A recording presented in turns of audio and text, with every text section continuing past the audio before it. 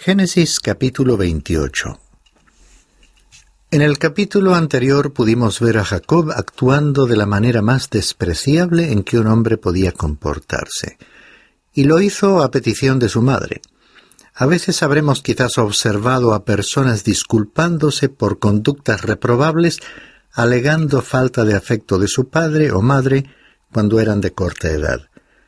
Desde luego, este no era el caso de Jacob, quien fue un hijo amado y consentido, hasta el extremo de que cuando se le pidió que actuase de forma deshonesta, accedió a hacerlo y robó a su hermano el derecho a la primogenitura.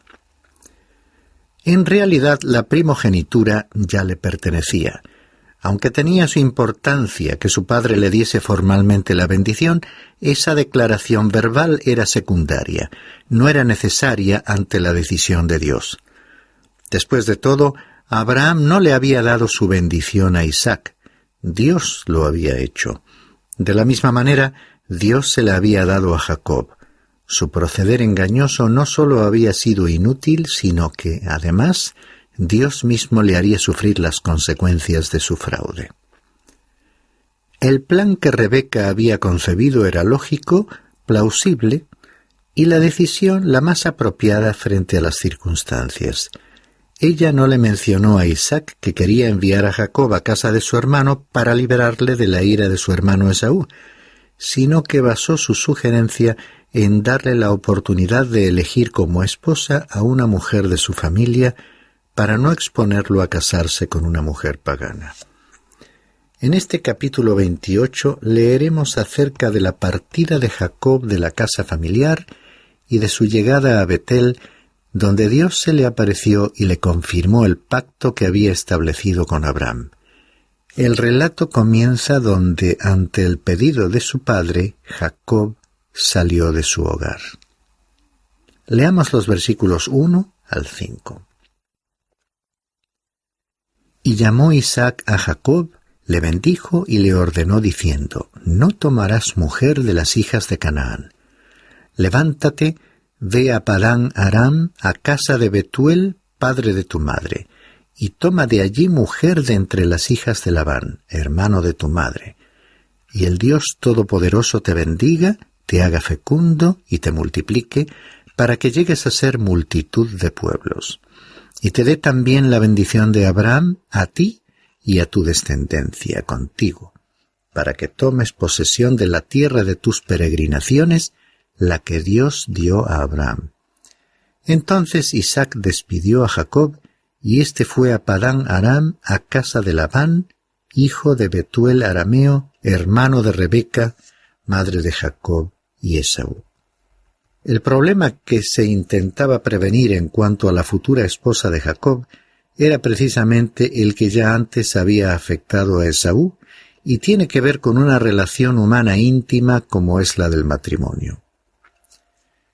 Las advertencias al pueblo de Dios que encontramos a través del Antiguo Testamento, en el sentido de no casarse con mujeres extranjeras, no tienen que ver con implicaciones raciales, sino que están basadas en el aspecto religioso, es decir, en la fe. Porque era esa misma fe en Dios que marcaba la diferencia entre los descendientes de Abraham y los demás pueblos de aquella tierra. Según puede verse en la experiencia histórica reflejada en las Sagradas Escrituras, siempre que los israelitas se unieron a mujeres de otros pueblos, las creencias paganas de aquellas influenciaron a las familias y a través de ellas a la comunidad. Como resultado, Israel se desvió del propósito y la misión a la que había sido llamado desde Abraham, y que consistía en ser un testimonio de Dios y de su revelación. La seriedad e importancia de la fe debe formar parte de la base de una elección tan importante como la del matrimonio. La Biblia presenta a la fe personal en Dios como un elemento básico a considerar ante la unión matrimonial. En este asunto, Isaac y Rebeca estuvieron totalmente de acuerdo. Por ello, una vez que Isaac aconsejó a Jacob a ir a casa de sus parientes para elegir a una mujer, reafirmó la bendición y las promesas de Dios, recordando en esta ocasión que la bendición de Abraham incluía a la tierra prometida. Evidentemente Isaac había al fin comprendido que la bendición dada a Abraham, transferida a él mismo, debía ser transmitida a su hijo Jacob. Continuemos con la lectura y veamos el efecto que todo esto causó en Esaú. Leamos los versículos 6 al 9. Y vio Esaú que su padre había bendecido a Jacob y le había enviado a Padán Aram para tomar allí mujer para sí, y que cuando le bendijo le dio órdenes diciendo: no tomarás para ti mujer de entre las hijas de Canaán. Y que Jacob había obedecido a su padre y a su madre, y se había ido a Padán Aram. Vio pues Esaú que las hijas de Canaán no eran del agrado de su padre Isaac. Y Esaú fue a Ismael y tomó por mujer, además de las mujeres que ya tenía, a Maalat, hija de Ismael, hijo de Abraham, hermana de Nebaiot. Al principio de nuestro estudio habíamos señalado que la Biblia no sigue la línea de descendencia de Ismael. Solamente la menciona cuando se cruza con la línea de la genealogía que conduce hasta Jesucristo. Aquí el relato nos describe la salida de Esaú para casarse con la hija de Ismael. Tal actitud no era fruto de sus convicciones personales, sino que, sabiendo que agradaría a su padre, estaba intentando ganarse de nuevo su estima. A pesar de su fortaleza física, tenía esta debilidad. Ya hemos visto en anteriores episodios como cuando había vendido su derecho a la primogenitura por un guiso de lentejas, que era un hombre que basaba las decisiones en sus conveniencias personales y que carecía de una percepción para los valores espirituales. El siguiente párrafo está centrado en el importante episodio en que Dios se le apareció a Jacob en Betel. Leamos los versículos 10 al 12 que detallan la preparación de ese encuentro. Y salió Jacob de Beerseba y fue para Harán, y llegó a cierto lugar y pasó la noche allí, porque el sol se había puesto. Tomó una de las piedras del lugar, la puso de cabecera y se acostó en aquel lugar. Y tuvo un sueño, y he aquí, había una escalera apoyada en la tierra cuyo extremo superior alcanzaba hasta el cielo, y he aquí los ángeles de Dios subían y bajaban por ella. El lugar al que llegó Jacob se encontraba aproximadamente a unos 70 kilómetros de su casa paterna. Evidentemente había intentado alejarse de su hermano Esaú a toda prisa. Siguiendo el relato, esta era la primera noche que pasaba lejos de su hogar y debió sentir soledad y nostalgia, especialmente por la ausencia de su madre, a quien había estado tan apegado. Era aquel un páramo de colinas rocosas, desoladas y tristes, a unos 300 metros sobre el nivel del mar. Leamos ahora los versículos 13 al 15 que continúan relatando la visión en la que Dios confirmó el pacto con Abraham.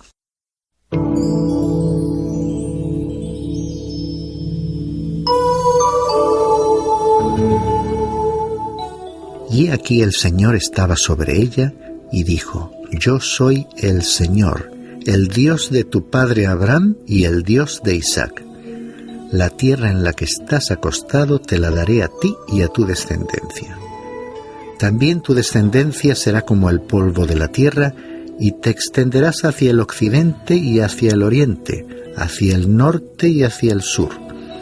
Y en tu simiente serán bendecidas todas las familias de la tierra. He aquí, yo estoy contigo y te guardaré por donde quiera que vayas, y te haré volver a esta tierra, porque no te dejaré hasta que haya hecho lo que te he prometido.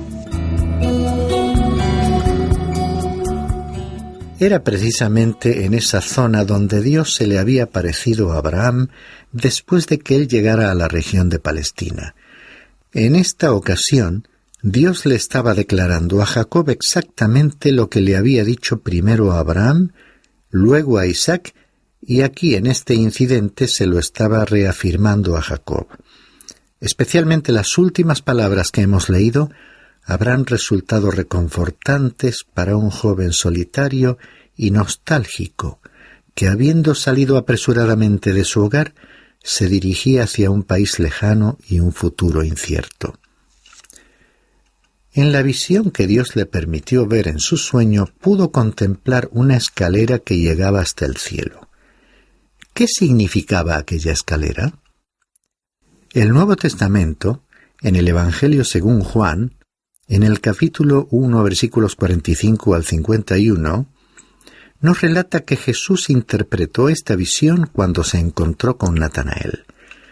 Este último se consideraba bastante sabio y cuando había oído hablar anteriormente a Felipe de Jesús de Nazaret, había comentado: ¿puede algo bueno salir de Nazaret? Cuando luego al verle Jesús demostró conocerle, Natanael extrañado le preguntó: ¿cómo es que me conoces? Y Jesús le respondió: antes de que Felipe te llamara, cuando estabas debajo de la higuera, te vi. Entonces Natanael le respondió: Rabí, tú eres el Hijo de Dios, tú eres el Rey de Israel. Este hombre en un principio había sido escéptico, pero al fin se convenció fácilmente. En los versículos finales de este encuentro de Jesús, relatado en Juan capítulo 1 y versículos 50 y 51, podemos ver el desenlace y la interpretación de Jesús. Respondió Jesús y le dijo: porque te dije que te vi debajo de la higuera, ¿crees? Cosas mayores que estas verás. Y le dijo: en verdad os digo que veréis el cielo abierto y a los ángeles de Dios subiendo y bajando sobre el Hijo del Hombre. ¿Y qué significa, pues, la escalera? La escalera representa a Cristo. Los ángeles subían y bajaban sobre el Hijo del Hombre, le servían, estaban sometidos a su voluntad. Natanael oiría en ocasión del bautismo de Jesús y como si proviniese del extremo superior de la escalera aquella voz de Dios, el Padre, cuando dijo: «Este es mi Hijo amado, en quien me he complacido». Estimado oyente, en nuestro tiempo Dios está hablando a la humanidad por medio de Jesucristo. No podemos tener acceso directo a la presencia de Dios si no es por medio de Cristo. En este mismo Evangelio de Juan, en el capítulo 14, versículo 6, Jesús mismo afirma: «Yo soy el camino y la verdad y la vida. Nadie viene al Padre sino por mí». Ante la imposibilidad de subir por nuestros propios esfuerzos para llegar a la misma presencia de Dios, Jesucristo, en quien podemos confiar, representa a aquella escalera. Esta verdad fue revelada primero a Jacob, el usurpador y suplantador. ¡Qué contraste con Natanael, de quien Jesús dijo: «He aquí un verdadero israelita en quien no hay engaño»! Por eso Dios tuvo que tratar especialmente a Jacob, porque le había dado una maravillosa promesa y tenía tanto que aprender. Y Dios prepara intensamente y disciplina a aquellas personas que Él ha de utilizar. Lo hizo con Abraham, después con Isaac, y finalmente lo iba a hacer con Jacob, quien hasta este momento había actuado a su manera. Hoy en día hay personas que, afectadas por pruebas dolorosas de la vida, han concluido que Dios ha permanecido ausente de su sufrimiento y han adoptado una actitud de rebelión y alejamiento de Dios. Otras han adoptado una apariencia formal de cristianos, incluso la membresía en alguna iglesia, pero no han tenido una experiencia de encuentro y conocimiento personal del Señor Jesucristo. En el primer caso, Dios permite pruebas para disciplinarnos y acercarnos a Él, para fortalecer nuestro carácter y convertirnos en valiosos testigos de su gracia y su poder. En el segundo caso, Dios actuará de diversas maneras para que las personas reconozcan su necesidad de establecer una relación vital con Dios por medio de un conocimiento de Jesucristo como Salvador personal. Volviendo a nuestro pasaje bíblico, leamos los versículos 16 y 17. Despertó Jacob de su sueño y dijo: «Ciertamente el Señor está en este lugar y yo no lo sabía». Y tuvo miedo y dijo: «¿Cuán imponente es este lugar? Esto no es más que la casa de Dios y esta es la puerta del cielo». Aquel lugar solo podía resultar terrible para una persona como Jacob, un pecador que estaba tratando de huir de Dios. Sin embargo, era el sitio apropiado para que un pecador como él pudiese encontrarse con Dios cara a cara, a través de aquella escalera que había sido enviada desde el cielo, figura del mismo Cristo. Cuando Jacob salió de su casa, tenía un punto de vista limitado sobre Dios. Pensó que alejándose de su hogar estaba también huyendo de Dios. Pero en este lugar acabó descubriendo que no había dejado a Dios allá en el hogar familiar, y exclamó: «El Señor está en este lugar y yo no lo sabía». Examinemos ahora el último párrafo de este incidente, en el cual finalmente Jacob hizo una promesa. Leamos los versículos 18 al 22. «Y se levantó Jacob muy de mañana y tomó la piedra que había puesto de cabecera, la erigió por señal y derramó aceite por encima. Y a aquel lugar le puso el nombre de Betel, aunque anteriormente el nombre de la ciudad había sido Luz. Entonces hizo Jacob un voto diciendo: «Si Dios está conmigo y me guarda en este camino en que voy, y me da alimento para comer y ropa para vestir, y vuelvo sano y salvo a casa de mi padre, entonces el Señor será mi Dios. Y esta piedra que he puesto por señal será casa de Dios, y de todo lo que me des, te daré el diezmo». Por la forma de expresarse, por una parte, podemos ver que, al contrario que su hermano, se tomaba en serio su relación con Dios, y por otra, reconocemos hasta qué punto tenía que aprender a conocer al Dios de la promesa. Su carácter aflora aquí al ver cómo trató solapadamente de manipular a Dios por medio de un voto en el que parecía querer negociar con Dios. Si Dios le concedía lo que estaba pidiendo, entonces Jacob le serviría. Tendría realmente que llegar a la conclusión de que ni él ni nadie podía tratar con Dios de esa manera. La gracia y la misericordia de Dios son exactamente lo que significan y no pueden ser obtenidas a cambio de méritos personales. Cuando después de varias experiencias Dios traería a Jacob nuevamente a Betel, él ya sería un hombre más sabio, pues vendría a este memorable lugar para adorar y alabar a Dios, quien había tenido misericordia de él. Esta actitud que Jacob habría de corregir es la de muchas personas hoy en día al encarar sus relaciones con Dios. Piensan que con su comportamiento, sus esfuerzos y sacrificios pueden obtener beneficios por parte de Dios y de esta forma demuestran que no le conocen realmente. Después de todo, conociendo como conocemos el carácter y la trayectoria de este personaje, nos preguntamos: ¿qué méritos tenía Jacob para acercarse a Dios, para agradar a Dios, para merecer su aprobación, para negociar los alcances de sus promesas y bendiciones para su vida a cambio de votos y promesas personales? Y lo que nos preguntamos sobre Jacob bien podría aplicarse al ser humano de nuestro tiempo. Teniendo en cuenta nuestra propia naturaleza, ¿qué podemos ofrecer a Dios? ¿Qué estamos en condiciones de prometer y qué estamos en condiciones de cumplir? ¿Pretendemos comprar el amor y la gracia de Dios?